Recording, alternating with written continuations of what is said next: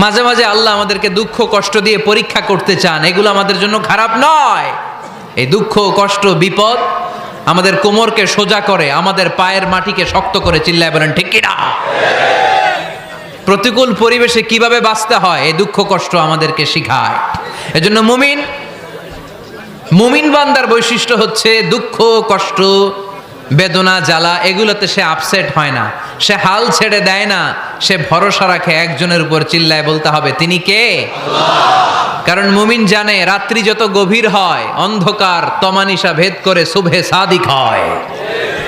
মুমিন জানে গর্ভবতী নারীর পেটের ব্যথা যেই দিন বাড়তে থাকে ওই দিনই নতুন মেহমান আগমনের সময় ঘনাতে থাকে। মুমিন জানে তার জীবনে দুঃখ কষ্ট বিপদ যত বাড়তে থাকে সুখের দিন কাছে আসতে থাকে। এজন্য মুমিনের হারাবার কিছু নেই। ফা ইন্না মাআল উসরি ইউসরা, ইন্না মাআল উসরি ইউসরা। নবী হে, কষ্টের পরেই আছে আনন্দ, দুঃখের পরেই আছে সুখ। আপনি সমস্যায় পড়েছেন, ওই সমস্যার সমাধানও আছে না নাই? এই পৃথিবীতে এমন কোন সমস্যা আছে যেটা সমাধান নাই? কথা বলেন। সমস্যা তৈরি করেছে কে? আবার সমাধানও দিয়েছে কে? আল্লাহ doesn't create a lock without its key. আল্লাহ কখনো চাবি না বানাইয়া ওইটার তালা বানায় নাই। কথা কন। তালাও যেহেতু আছে ওই তালার চাবিও বানিয়েছে কে? মা আনজালাল্লাহু দাআন ইল্লা আনজালাল্লাহু লাহু শিফা। আল্লাহ দুনিয়ায় এমন কোন রোগ পাঠায় নাই যেই রোগের ঔষধ বানায় নাই, এমন কোন রোগ নাজিল করে নাই যেই রোগের কোনো চিকিৎসা বানায় নাই, হয়তো সেটা আবিষ্কার হয় নাই। অনেকে ক্যান্সারের কথা বলতে পারেন যে হুজুর ক্যান্সার এমন রোগ, এই ক্যান্সার তার নাই কোনো অ্যান্সার, কিন্তু বিজ্ঞানীরা বলতেছে এটারও অ্যান্সার আবিষ্কৃত হচ্ছে। সুবহানাল্লাহ কইবেন না? কিছু কিছু ক্ষেত্রে হয়েও গিয়েছে। এজন্য দুঃখের পরেই আছে সুখ, কষ্টের পরেই আছে আনন্দ। এই দুনিয়াটাই এরকম, কষ্টের পরই আনন্দ। দেখবেন তারাবির নামাজ 20 রাকাত পড়তে কষ্ট লাগে না? কোমরে ব্যথা, হাঁটুতে ব্যথা, কিন্তু 20টা রাকাত যখন শেষ করে মসজিদ থেকে বের হই একটা আনন্দ আছে না নাই? কষ্ট করে পরীক্ষার জন্য প্রিপারেশন নিলেন আপনি কয়েক মাস, কিন্তু ফলাফল যখন ভালো হয় তখন একটা আনন্দ আছে না নাই? সারাদিন রোজা রাখলেন রমজানে, কি কষ্ট, তৃষ্ণায় গলা ফেটে যায়, কিন্তু ইফতারির সময় যখন রুহাবজা শরবতটা খাই কেমন লাগে? একটা আনন্দ আছে না নাই? এজন্য আল্লাহ বললেন فَإِنَّ مَعَ الْعُسْرِ يُسْرًا إِنَّ مَعَ الْعُسْرِ يُسْرًا। ও নবী, কষ্টের দিন মক্কায় অল্প কিছু দিন, মদিনাতে আনন্দের দিন অপেক্ষা করছে। আমাদের জীবনে যদি দুঃখ কষ্ট আসে আমরা ধৈর্য ধরবো, তাওয়াক্কুল করবো একজনের উপর, তিনি কে? কারণ আমরা বিশ্বাস করি কষ্টের দিন এটা চিরকালের জন্য নয়, সামনে আনন্দের দিন আমাদের জন্য সেট করে রেখেছে কে? তাহলে আমরা সূরাতুল ইনশিরাহ থেকে 3টা নেয়ামতের বর্ণনা শুনলাম, বিশ্বনবীকে কি সান্ত্বনা দেয়া হলো সেটা শুনলাম। এবার 2টা গাইডলাইন শুনে তাফসীর আমরা শেষ করব। শুনতেছেন? কষ্ট হচ্ছে তো উঠা বসা করতেছেন কেন? উঠলেন কারা কারা? শেষ করে দিব? দোয়া করে দেই। কি গাইডলাইন দিলেন শুনবেন?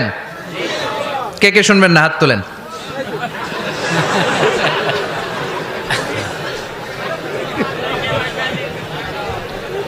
কষ্ট হইতেছে? গরম লাগতেছে না? আমিও ঘামতেছি আপনাদের সাথে সাথে। অনেক গ্যাদারিং হয়ে গেছে। আসেন আল্লাহর নামে 3টা তাকবীর দেই, তারপর কোন 2টা গাইডলাইন তিনি বিশ্বনবীকে দিলেন ওই নির্দেশনা বাণীটুকু শুনে আজকে আমরা বিদায় নেব। আওয়াজ করে পড়তে হবে লিল্লাহে তাকবীর,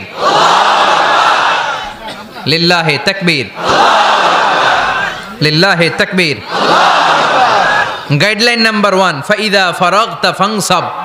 নবী আপনি যখন অবসর হন আপনি ইবাদতে মশগুল হন। ফানসাব ফিল ইবাদা, তাফসীর ইবনে কাসিরে এসেছে আপনি ইবাদতে মশগুল হন যখন আপনি অবসর পান। অবসর আল্লাহর দেয়া বড় নেয়ামত, এটা বিশ্বাস করেন? অবসর কিন্তু নেয়ামত। আমরা অনেকেই অবসর সময়কে কাজে লাগাই না, কিন্তু অবসর চলে যাওয়ার পরে যখন ব্যস্ত হয়ে পড়ি তখন বলি হায় রে অবসরটা যদি কাজে লাগাইতাম। পরীক্ষার পরে 3 মাস ছুটি ছিল, এই 3 মাস অবসরে যদি পড়তাম তাইলে তো আজকে ভার্সিটিতে চান্স পেয়ে যেতাম, ঠিক কি না? এজন্য বিশ্বনবীর আল্লাহ বললেন নবী ফাইদা ফারাগতা ফানসাব ওয়া ইলা রাব্বিকা ফারগাব। মাদানী জীবনে, মাক্কি জীবনে, দাওয়াতি কার্যক্রমের পরে, রাষ্ট্রীয় কার্যক্রমের পরে যখনই আপনি অবসর পাবেন তখনই আপনি ইবাদত করেন, তখনই বেশি বেশি আল্লাহর কাছে দোয়া করে। দোয়াটা খুব শক্তিশালী, কিন্তু আমরা অনেকে জানি না কি করে দোয়া করতে হয়। সিনসিয়ার দোয়া ইজ লাইক এ মিসাইল। আপনারা প্রায় পত্রিকায় শুনবেন আমেরিকা অমুক দেশে মিসাইল হামলা করেছে, শুনছেন? মিসাইল হামলা এমন হামলা, কত সেন্টিমিটার বেগে যে কোন জায়গায় অ্যাটাক করবে, যেখানে মারার কথা ওখানে পড়বে। ঠিক দোয়াটা হচ্ছে মিসাইলের মতো। আপনি যদি দোয়ার মতো দোয়া করতে জানেন, ওই দোয়াটাও জায়গা মতো যে ভেদ করবে। চিল্লা এখন ঠিক কিনা? কিন্তু আমরা দোয়া করতে জানি না, কি করে দোয়া করতে হয় এটা জানি না। বিশ্বনবীকে আল্লাহ বললেন, নবী ফাইদা ফারাগতা ফানসাব, যখন আপনি অবসর হবেন তখন আপনি দোয়া করেন, আল্লাহর কাছে চান। বেশি বেশি চাইলে খুশি হয় কে? তার মানে প্রথম ঘোষণা হলো ফাইদা ফারাগতা ফানসাব।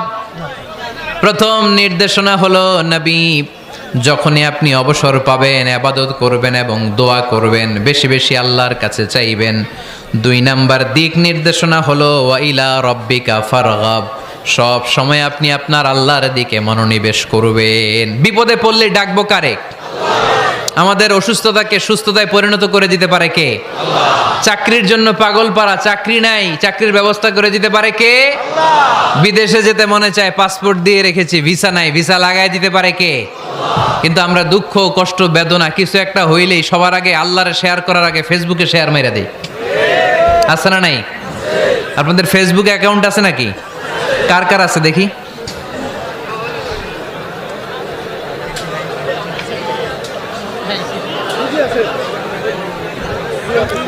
আছে আছে।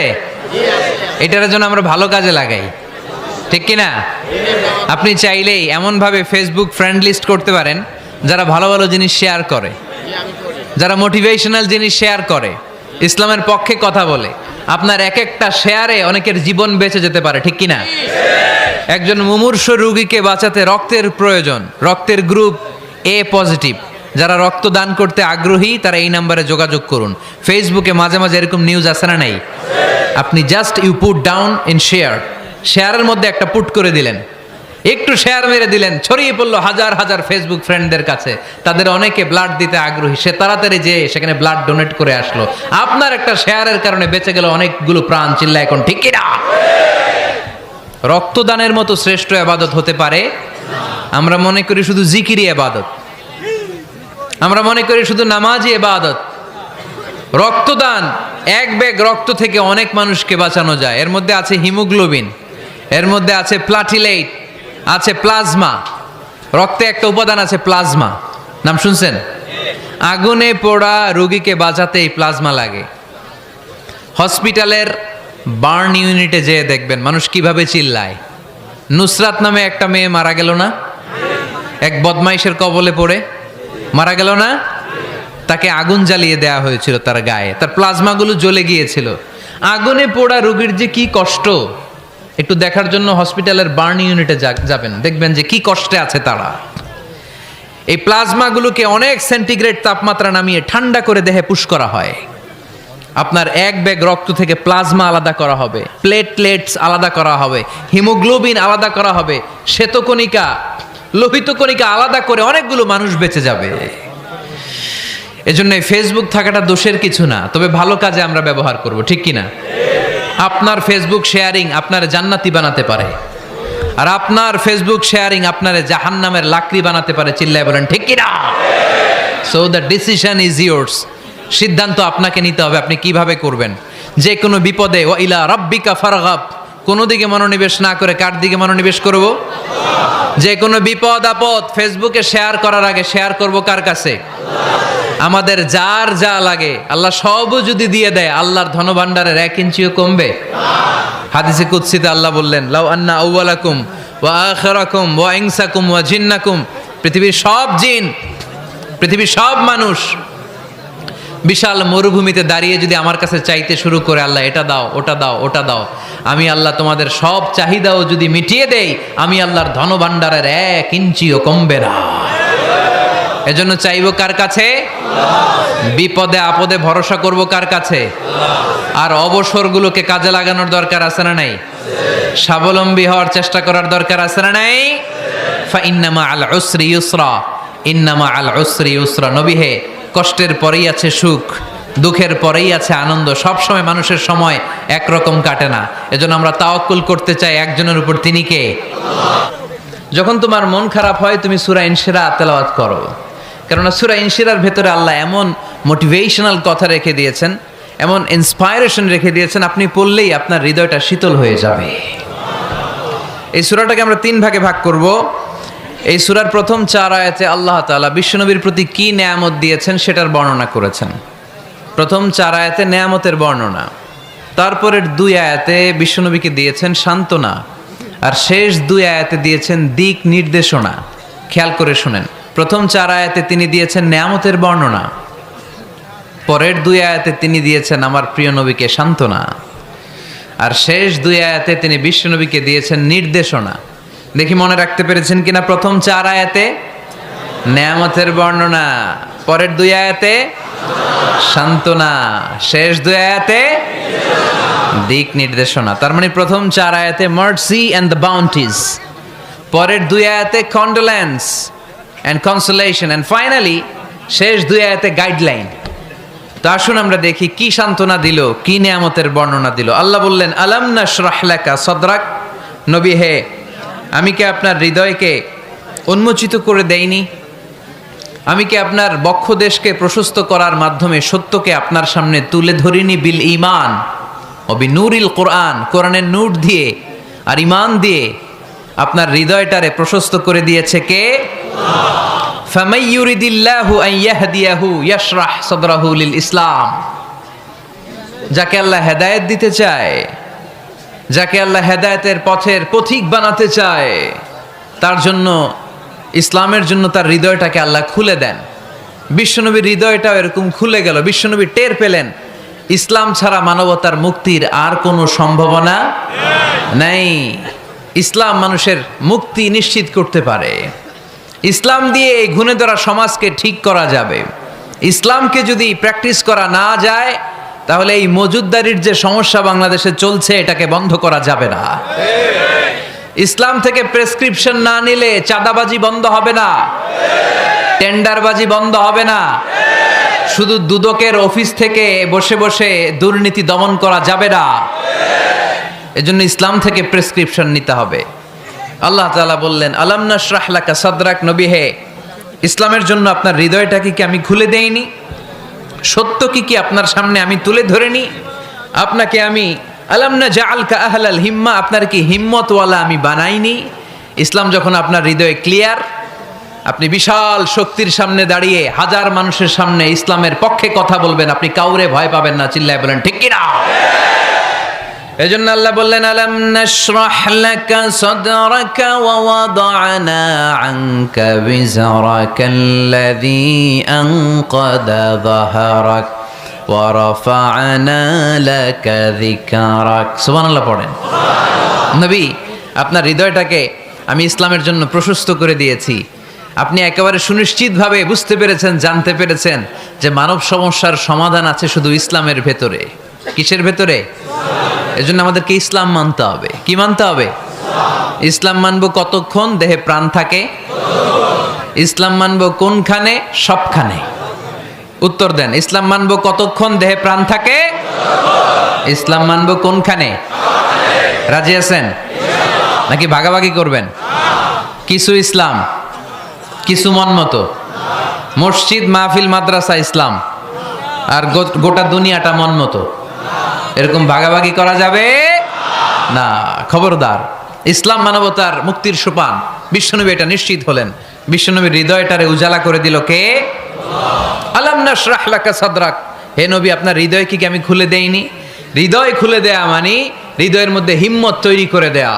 সাইয়েদনা মূসা আলাইহিস সালাম এই দোয়াটা আল্লাহর কাছে করেছিলেন, রব্বি শরাহলি সাদরি ওয়া ইয়াসসিরলি আমরি। আল্লাহ, আমার কাজ সহজ করেন, আমার হৃদয়টারে আপনি খুলে দেন। সাইয়েদনা মূসা আলাইহিস সালাম আল্লাহর কাছে চেয়েছেন আল্লাহ যেন হৃদয় খুলে দেয়, কিন্তু আমার নবী চাওয়ার আগেই আমার নবীর হৃদয়টারে খুলে দিয়েছে কে? আল্লাহ। আবার অনেক মুফাসসিরিনে ইকরাম বলেছেন এখানে শারহে সাদর দ্বারা শাক্কু সাদর উদ্দেশ্য, মানে সিনা চাক। আমার নবীর জীবনে পুরো জিন্দেগিতে 3 বার সিনা চাক হয়েছিল। কয়বার? 3 বার। সিনা চাক মানে বক্ষ বিদীর্ণ করা, ইংরেজিতে বলে ওপেন হার্ট সার্জারি। কি বলে? আপনাদের এই এলাকায় কারো হয় নাই? শুনছেন না এটা? ওপেন হার্ট সার্জারি, গলা থেকে নাভি পর্যন্ত একেবারে কেটে ফেলে। বিশ্বনবীকে এবার 3 বার এভাবে ওপেন হার্ট সার্জারি করা হয়েছে। একবার যখন বিষ্ণু ঈসা ইসলাম বনু সাদ গোত্রে ছিল তখন, দ্বিতীয়বার যখন কোরআন নাজিল হবে তার আগ দিয়ে তখন, 3 নম্বরে বিষ্ণু ঈসা ইসলামকে যখন ঊর্ধ্ব জগতের অনেক দামি দামি জিনিস দেখানো হবে ওই মেরাজ রজনীর সময়টাতে, তখন কোন সুবহানাল্লাহ। বিষ্ণু বললেন, আমি উম্মে হানির ঘরে শুয়েছিলাম, আমাকে ছাদ 2 ভাগ করে ছাদের উপর দিয়ে নিয়ে হাতিমে কাবাতে শুইয়ে দেয়া হলো, গলা থেকে নাভি পর্যন্ত ছিঁড়ে ফেলা হলো, আমার হৃদয়টাকে বের করে জমজমের পানি দিয়ে ক্লিন করা হলো, আমার হৃদয়ে জ্ঞান, আমার হৃদয়ে ঈমান আর প্রজ্ঞা দিয়ে পরিপূর্ণ করা হলো। অনেক মুফাসসিরিন একরাম বলেছেন, আলাম নাশরাহ লাকা সাদরাক মানে হচ্ছে, হে নবী আমি কি আপনার বক্ষ বিদীর্ণ করি নাই? কেউ কেউ বলেছেন এটা দ্বারা উদ্দেশ্য হচ্ছে বিশ্বনবীর বক্ষ বিদীর্ণ করার মধ্য দিয়ে বিশ্বনবীকে আল্লাহ তাআলা ব্রড মাইন্ডেড বানিয়েছেন। সুবহানাল্লাহ পড়েন। বিশ্বনবী কি ন্যারো মাইন্ডেড ছিলেন? কি ছিলেন? জোরে বলেন, আরো জোরে। ব্রড মাইন্ডেড, উদার, আকাশের মতো বিশাল, সাগরের মতো বিশাল, পাহাড়ের মতো সুউচ্চ ছিল বিশ্বনবীর হৃদয়, ঠিক কিনা? শুধু মুমিনদের জন্যই বিশ্বনবীর হৃদয়ে মায়া ছিল না, কাফেরদের জন্য মায়া ছিল। সুবহানাল্লাহ পড়েন। রাহমাতাল লিল আলামিন, আমার নবী কি ছিল? সবাই বলেন, ওমা আরসালনাকা ইল্লা রাহমাতাল লিল আলামিন। I have sent you as a mercy for the entire universe. নবী হে, আমি আপনাকে গোটা বিশ্বের সবার জন্য রহমত করে প্রেরণ করেছি। রাহমাতাল লিল আলামিন, আল্লাহ এখানে চাইলে বলতে পারতেন রাহমাতাল লিল মুসলিমিন, নবী আপনি শুধু মুসলিমদের জন্য রহমত, এটা বলছে? নবী আপনি শুধু মুত্তাকিদের জন্য রহমত, বলছে? চাইলে বলতে পারতেন নবী আপনি শুধু রাহমাতাল লিল মুসল্লিন, যারা মসজিদে যায় মুসল্লি নামাজ পড়ে তাদের জন্য রহমত, বলেছে? কি বলছে? রাহমাতাল লিল আলামিন, I have sent you as a mercy for the entire universe, গোটা বিশ্বের জন্য আপনি রহমত। সুবহানাল্লাহ পড়েন। সবার জন্য রহমত, সবার জন্য হৃদয় দিল দরিয়া। এজন্য তিনি ছিলেন ব্রড মাইন্ডেড, কখনো মানুষের ক্ষতি করতে চাইতেন না। এমনকি যুদ্ধের ময়দানে যেখানে আপনি প্রতিপক্ষকে আঘাত করবেন সেখানেও বিশ্বনবী ক্ষয়ক্ষতিকে মিনিমাইজ করার ট্রাই করতেন। তিনি যখন খায়বার দুর্গে আক্রমণ করবেন তার মিলিটারিকে, বিষ্ণু ঈসা ইসলাম মিলিটারিকে 5 ভাগে ভাগ করতেন। 5 ভাগে ভাগ করতেন। কি কমান্ডার ছিলেন তিনি!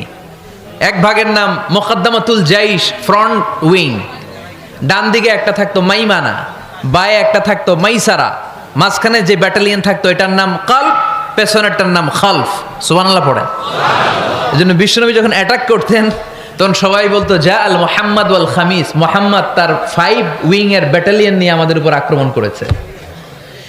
যুদ্ধের ময়দানে তিনি ঘোষণা দিতেন, খবরদার, এই যে ইহুদিদের উপর আক্রমণ করবা, যুদ্ধ করবা, কোনো নারীদের গায়ে হাত তোলো না, শিশুর গায়ে হাত তোলো না, বৃদ্ধ বৃদ্ধার গায়ে হাত তোলো না, খ্রিস্টান পাদ্রী বাবা যারা আছে, ফাদার অফ খ্রিস্টিয়ান, পাদ্রীদের গায়ে হাত তোলো না, যুদ্ধ করতে যে গবাদি পশু মেরো না, গাছপালাগুলো ভেঙো না।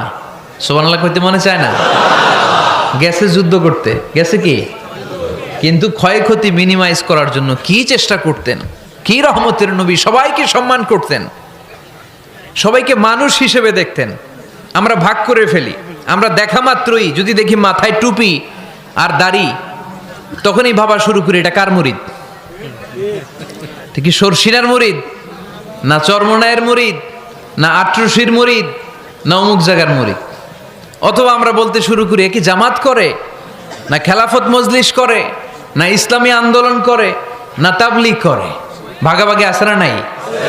কিন্তু আমরা তাকে মানুষ হিসেবে দেখি না। আগে দেখতে হবে মানুষ। আপনার চোখ দিয়ে যা দেখবেন এগুলো মানুষ, এগুলো সবাই মানুষ। বিশ্বনবী মানুষ হিসেবে সবাইকে ট্রিট করতেন। সাহাবাদেরকে নিয়ে বিশ্বনবী বসে আছেন, একটা লাশ নিয়ে যাওয়া হচ্ছে, লাশ দেখে বিশ্বনবী দাঁড়িয়ে গেলেন। সাহাবারা বললেন, ইয়া রাসূলুল্লাহ আপনি দাঁড়ালেন যে? ইন্নাহু ইয়াহুদি, এটা ইহুদির লাশ। ইন্নাহু ইয়াহুদি, এটা তো ইহুদির লাশ, বসেন, দাঁড়াইলেন যে? বিষ্ণু বললেন আওয়ালাইসাত নাফসান, এটা কি মানুষ না? সুবহানাল্লাহ পড়বেন না? আওয়ালাইসাত নাফসান, হোক না ইহুদি, হোক না খ্রিস্টান, হোক না আস্তিক আর নাস্তিক, এটা কি মানুষ নয়? সে মানুষ। সবার উপরে মানুষ সত্য, তাহার উপরে নাই। মাখলুকাতের মধ্যে সবচাইতে বেশি শ্রেষ্ঠতম হচ্ছে মানুষ। বিশ্বনবী সবাইকে মানুষ হিসেবে ট্রিট করতেন। এজন্য বিশ্বনবী হচ্ছেন সবচেয়ে বেশি ব্রড মাইন্ডেড, মানে খোলা মনের, বড় মনের, দিল দরিয়া, ন্যারো মাইন্ডেড ছিলেন না। আমরা ন্যারো মাইন্ডেড, আমরা অল্পতে ঝগড়া বাঁধিয়ে দেই, আমরা অল্পতে অন্যকে গালমন্দ করি, আমরা অল্পতে ভাগাভাগি করি। ভাগাভাগি করবেন না, সহজ করে ইসলামকে উপস্থাপন করুন। আর দিন ও ইউসরুন লা উসরা ফি। আমার প্রিয় ফরিদপুরের ভাইয়েরা, দিন সহজ, এটার মধ্যে কাঠিন্যতা নাই। আমরা এটারে কঠিন বানাইছি। আমি প্রায় বিভিন্ন মাহফিলে বলি যে আল্লাহ ছাড় দেয় কিন্তু মাওলানা ছাড় দেয় না। আছে না নাই? আল্লাহ ঠিকই ছেড়ে দিয়েছে। মৌলভী ছাড় দেয় না। বিশ্বনবী সাহাবাদেরকে নিয়ে বসা এক বেদুইন এসে মসজিদের ভিতরে উট ঢুকায় দিছে, মসজিদে নববীতে, আর মসজিদের মাঝখানে বসে পেশাব করা শুরু করে দিস। আপনাদের এখানে ফরিদপুরের সবচেয়ে বড় মসজিদ কোনটা? কি নাম? এই কেন্দ্রীয় জামে মসজিদের ভিতরে যদি এক হিন্দু ঢুকে পেশাব শুরু করে কি করবেন? হ্যাঁ, ওই কয় কোবায়ালামু। তো আবেগে ওরে পিটানো শুরু করবে সবাই। সাহাবারাও তাই শুরু করলেন, মারতে উদ্ধত হলেন। বিষ্ণু বললেন এই রাখো রাখো, ওরে পেশাব করতে দাও, পেশাব করতে দাও। এর কারণ কেউ যখন ইউরিন পাস করে, স্টুল পাস করে, তখন এটা তাকে ধীরে সুস্থে করতে দিতে হয়। এজন্য টয়লেটে কেউ ঢুকলে জোরে বাড়ি দিবেন না, তাহলে খবর আছে।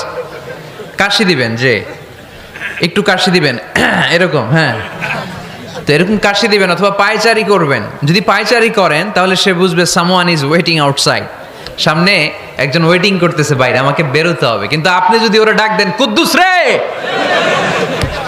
কুদ্দুস কইবা আমি নাই, কারণ এটা ভয়ঙ্কর একটা বিষয়। আপনি যখন ইউরিন পাস করছেন খুব স্মুথলি করতে হয়, তখন ডাক দিলে পেশাব আটকায় গেলে আপনার ভয়ঙ্কর রোগ হতে পারে। কি ফিলোসোফার ছিলেন, কি বড় ডাক্তার ছিলেন বিশ্বনবী মুহাম্মদ সাল্লাল্লাহু আলাইহি ওয়াসাল্লাম। বিশ্বনবী বললেন ওরে ডেকো না, কাজ সারতে দাও। ইচ্ছা মতো বেটা পেশাব করার পরে বিশ্বনবী গেলেন, যে বললেন তুমি যে পেশাব করেছো তুমি কি জানো এই জায়গাটা কি? বেদুইন বলে না, আমি তো জানি না এই জায়গাটা কি। বিশ্বনবী বললেন এটা আমাদের ইবাদতগাহ, এটা আমাদের কি? ইবাদতগাহ। এখানে ঢুকে আমরা আমাদের রবরে ডাকি, আল্লাহরে ডাকি, আমরা নামাজ পড়ি, জিকির করি, তাসবিহ পড়ি, এটা আমাদের ইবাদতগাহ। কাজটা করা তোমার মোটেও ঠিক হয়নি। লোকটা অবাক হয়ে গেল, ঘটনা কি? তাদের ইবাদতগাহতে আমি পেশাব করেছি আর আমাকে জামাই আদর, আর আমাকে এত সুন্দর করে বলে যে এটা ইবাদতগাহ। আমাদের ইবাদতগাহের ভিতরে যদি কেউ এরকম করতো, ওরে তো একেবারে সাইজ করে ফেলতাম। সে অবাক হয়ে গেল। সে জিজ্ঞেস করলো হু আর ইউ, কে আপনি? বিশ্বনবী বললেন আনা মুহাম্মদ সাল্লাল্লাহু আলাইহি ওয়াসাল্লাম, আমি শান্তির ধর্ম ইসলামের প্রেরণার বাণীবাহক। আমি লা ইলাহা ইল্লাল্লাহ মুহাম্মাদুর রাসূলুল্লাহ এই বাণী দিয়ে গোটা বিশ্বে বিপ্লব তৈরি করতে এসেছি। বেদুইন বলল আমাকেও আপনার বিপ্লবে শরীক করে নেন। ইসলাম মারামারি কাটাকাটিতে আসে নাই। আপনার ব্রড মাইন্ডেড অ্যাটিটিউড দেখে হিন্দু ভাইরা কালিমা পড়ে মুসলমান হয়ে যাবে। এজন্য আল্লাহ বললেন আলাম নাশরাহ লাকা সাদরাকা ওয়া ওয়াদা'না আনকা বিজরাক আল্লাযী আনকাদা যাহরাক ওয়া রাফা'না লাকা যিকরাক। সুবহানাল্লাহ পড়েন। আলাম নাশরাহ লাকা সাদরাক, নবী হে আমি কি আপনারে ব্রড মাইন্ডেড বানিয়ে দেই নাই? এটা আপনার জীবনে বড় নেয়ামত। আপনি সংকীর্ণ মনা না, আপনি ছোট মনের মানুষ নয়, আপনি বিশাল হৃদয়ের মানুষ। ইসলামের জন্য আপনার হৃদয়টারে আমি নবী খুলে দিয়েছি। এ হলো বিশ্বনবীর উপর প্রথম নেয়ামত। 2 নম্বরে আল্লাহ বললেন ওয়া ওয়াদা'না আনকা বিজরাকাল্লাযী আনকাদা যাহরাক, নবী হে আমি আপনার পিঠ থেকে বিশাল বোঝাটা নামিয়ে দিয়েছি। সুবহানাল্লাহ পড়েন। কি নামিয়ে দিয়েছি? বোঝা। উত্তর করতে হবে, রেসপন্স। এটা তাফসির মাহফিল, এটা হচ্ছে ক্লাসের মতো, যে কথা বলে শিক্ষক আর আমরা সবাই ছাত্র, ঠিক কি না? বোঝা নামিয়েছি নবী, কি নামিয়েছি? তাফসিরে দুইটা এসেছে, ভিজরুন মানে বোঝা, ভিজরুল যাম পাপের বোঝা, আর একটা হচ্ছে ভিজরুল গাম চিন্তার বোঝা। বিশ্বনবীর কোনো পাপ নাই, বিশ্বনবীর সব কিছুকে মাফ করে দিয়েছে কে? লিয়াগফির লাকাল্লাহু মা তাকাদ্দামা মিন যামবিকা মা তাআখার। নবী আপনার আগেরও গুনাহ নাই, আপনার পরেরও গুনাহ নাই, আপনি নবী মাসুম, আপনার গুনাহ নাই, আপনি নিষ্পাপ। নবীদের গুনাহ হয় না। আহলুস সুন্নাহ ওয়াল জামাআতের আকীদা হচ্ছে নবীরা মাসুম, নবীদের জীবনে কোনো গুনাহ হয় না। চিৎকার করে বলেন ঠিক কি না? ও নবী, ওয়াদানা আনকা বিজরাক, আপনার এই বোঝা আমি নামিয়ে দিয়েছি। বিশ্বনবী ভাবতেন 40 বছর বয়সে আমি নবী হলাম, তার আগে যা করলাম আল্লাহ এটা কি করবে? আল্লাহ বলে, নবী আপনার আগের গুনাহ, পরের গুনাহ, গুনাহ বলতে কিছুই নাই, সবই মাফ, সব মাফ। তারপরেও আমার নবী বলতেন, আল্লাহে লা আস্তাগফিরুল্লাহ ওয়া আতুবু ফিল ইয়াউম আকসার মিন 70 মাররা। আমি এমন নবী যার কোনো গুনাহই নাই, আগের গুনাহও নাই, পরের গুনাহও নাই, তারপরেও আমি নবী প্রতিদিন 70 বারেরও বেশি তওবা আর ইস্তেগফার পড়ি। আমাদের জন্য শিক্ষা। তাহলে আল্লাহ বললেন, ওয়াদানা আনকা বিজরাক, পাপের বোঝা আমি নামিয়ে দিলাম। বিশ্বনবীর কোনো পাপ নাই, পাপ মুক্ত। তাফসিরে 2 নম্বরে এসেছে বিজরুল গাম, চিন্তার বোঝা। বিশ্বনবী সব সময় আমাদেরকে নিয়ে চিন্তা করতেন। কাকে নিয়ে চিন্তা? কথা বলেন। আমাদেরও চিন্তা আছে না নাই? কিসের চিন্তা? হ্যাঁ, টাকার চিন্তা। ফরিদপুরের ভাইদের টাকার চিন্তা। আর কিসের চিন্তা আপনাদের? হ্যাঁ, উম্মতের চিন্তা। মাশাআল্লাহ, এই ভাই উম্মতকে নিয়ে ভাবে। আপনাদের আর কার কি নিয়ে চিন্তা বলেন? পেটের চিন্তা। এদিকে পাওয়া গেছে পেটের চিন্তা, এদিকে বউয়ের চিন্তা, কবরের চিন্তা। আর কিসের চিন্তা? আখিরাতের চিন্তা। তো আমাদেরও চিন্তা আছে, বিশ্বনবীরও চিন্তা ছিল। 2 চিন্তা কি এক? বিশ্বনবীর কাঁধে তো পুরা উম্মার জিম্মাদারি। কিয়ামত পর্যন্ত যারা পৃথিবীতে আসবে সবার জন্য বিশ্বনবী কাঁদতেন। এই আওয়াজ করে কে? এদিকে কি হয়েছে? ওরে বসায় দেন। বিশ্বনবীর গোটা উম্মা নিয়ে চিন্তা। সব নবীকে আল্লাহ তাআলা একটা করে দোয়া দিয়েছিলেন আর বলেছিলেন, নবী একটা স্পেশাল দোয়া করার সুযোগ তোমাদেরকে দিলাম, ওই দোয়া করলেই কবুল হয়ে যাবে। কিন্তু সুযোগ পাবা জীবনে কয়বার? সবাই বলেন কয়বার? সব নবী কয়টা করে পাইছে? সব নবী তাদের দোয়াগুলো দুনিয়াতেই করে ফেলেছে। বিশ্বনবী বলেন, লিকুল্লি নবিয়্যিন দাওয়া মুস্তাজাবা। এই দুনিয়াতে সব নবীদের একটা করে মুস্তাজাবুদ দাওয়া আছে। আল্লাহ বলেছে, ও নবী একটা করে স্পেশাল দোয়া করার সুযোগ পাবা, দোয়াটা করা মাত্রই কবুল করে নেব। বিশ্বনবী বললেন, এই পৃথিবীর বুকে যত নবী রাসূল দুনিয়ায় এসেছে সব নবীরা তাদের স্পেশাল দোয়া দুনিয়ায় করে ফেলেছে, ইল্লা আনা, কিন্তু আমি করি নাই। বিশ্বনবী বললেন, ওয়া ইন্নী আখতাবিউ দাওয়াতি শাফাআতান লি উম্মতি ইয়াউমাল কিয়ামাহ। আমি আমার স্পেশাল দোয়াটা করি নাই। আমার স্পেশাল দোয়াটা আমি আমার গুনাহগার উম্মতকে বাঁচানোর জন্য কিয়ামত পর্যন্ত রেখে দিয়েছি। আমরা যেদিন বিপদে পড়ে যাব, যেদিন আমার আব্বা আমারে চিনবে না, আমি আমার আব্বারে চিনব না, নেতা তার কর্মীরে চিনবে না, কর্মী নেতারে চিনবে না, ঠিক কি না? পীর সাহেব মুরিদরে চিনবে না, মুরিদ পীর সাহেবরে চিনবে না, স্বামী তার স্ত্রীরে চিনবে না, স্ত্রী তার স্বামীরে চিনবে না। নবী থেকে শুরু করে, অলি থেকে শুরু করে, শহীদ থেকে শুরু করে সবার মুখে একটাই জিকির, ইয়া নাফসি ইয়া নাফসি ইয়া নাফসি।